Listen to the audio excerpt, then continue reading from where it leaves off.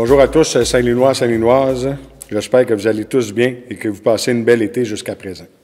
Je m'adresse à vous aujourd'hui pour vous partager l'une des décisions les plus difficiles que j'ai eu à prendre dans ma vie politique.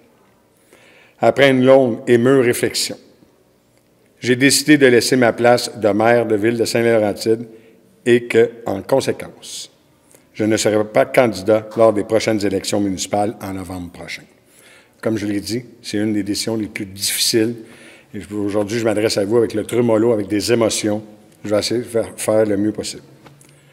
Vous le savez tous, j'aime profondément ma ville, ses citoyens et l'équipe municipale, mais après 16 ans de présence au conseil municipal, dont 8 ans en fin de conseiller municipal et 8 ans en fin de maire, j'ai décidé de ralentir un peu la cadence et prendre soin de moi, de ma santé et surtout de ma famille. J'ai vécu de merveilleuses choses avec vous au cours des dernières années.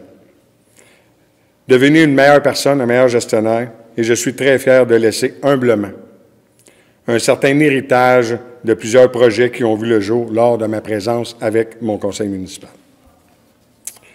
Je vais en rémunérer quelques-uns. La mise en place d'une nouvelle structure administrative. Un taux de taxation égal à 8 ans, ça c'est très important et ça j'en suis extrêmement fier. La signature de 3 conventions collectives avec nos cols bleus, le col blanc et nos pompiers. La création de notre magnifique parc récro-touristique. L'implantation d'un feu de circulation au coin de la rue du Marché, permettant ainsi de sécuriser les déplacements de nos citoyens. La réfection de la salle locale de l'Arena. L'investissement de plusieurs centaines de milliers de dollars pour l'aménagement des modules de jeux dans les différents parcs. L'investissement de plusieurs millions dans la réfection de nos infrastructures qui en avaient grandement besoin. La mise en place d'une campagne de sensibilisation « On se calme » visant la réduction de la vitesse dans les zones résidentielles. La création d'un service des loisirs, d'un service de communication et d'un service de ressources humaines. L'aménagement d'une zone navigable sur la rivière. La création d'un accueil citoyen, etc. Il y en a beaucoup d'autres qu'on pourrait vous en donner.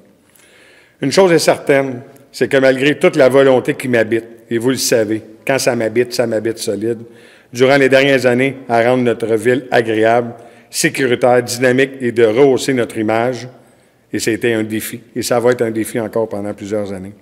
Il aurait été impossible d'y arriver sans une équipe de femmes et d'hommes extraordinaires qui y croyaient tout autant que moi et qui avaient cette même volonté d'y parvenir. Je tiens sincèrement à remercier tous les employés de l'administration, des travaux publics, des loisirs, du service d'incendie, du complexe aquatique, de la bibliothèque, mes précieux enfants. Audrey, tu es là, merci d'être là. Amis et tous ceux qui ont été à mes côtés durant toutes ces années. Merci au conseiller municipal avec qui j'ai eu le plaisir fou à échanger et à collaborer et vous offrir ce que nous pensions de meilleur pour vous. Un remerciement tout particulier à mon bras droit, Stéphanie Chrétien, une adjointe hors du commun qui, par sa bienveillance, rigueur et amitié, a fait de moi un meilleur politicien, mais surtout une meilleure personne. Je laisse une nouvelle génération prendre le relais et suivrai avec beaucoup d'intérêt les différents projets débutés sur notre administration et qui verront le jour à court, moyen et long terme. On en a plusieurs. Encore une fois, j'en rénumère quelques-uns. Je pense que c'est important. La voie de contournement dont les travaux débuteront en 2022, allez régler la voie de contournement. C'est réglé. La construction 2022 est financée. Les gens travaillent sur le terrain. On est très fiers de ça. La sécurisation de l'intersection Durand-Saint-Henriette et de la 335. La modernisation de l'usine de traitement des égouts. La construction de 3 nouveaux puits.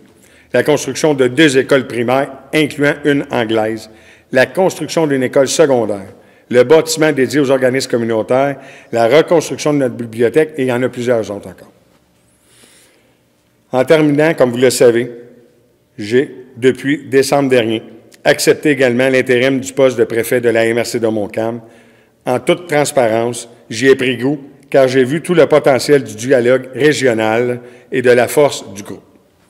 Avec l'équipe en place, j'aimerais m'y investir à 100% pour les 4 prochaines années et ainsi participer au développement du territoire et participer des projets pour l'ensemble des Montcalmoises. En conséquence, j'informe la population de Montcalm que je serai officiellement candidat pour le poste de préfet lors des prochaines élections. Merci encore pour toute la confiance que vous m'avez accordée depuis toutes ces années. Mais maintenant, je vous invite à m'octroyer cette même confiance pour le poste de préfet. Au plaisir d'échanger avec vous. Merci d'être à l'écoute. J'ai adoré mon expérience. Je pense qu'on va se recroiser sur ça. Bonne fin de journée à tout le monde. Merci.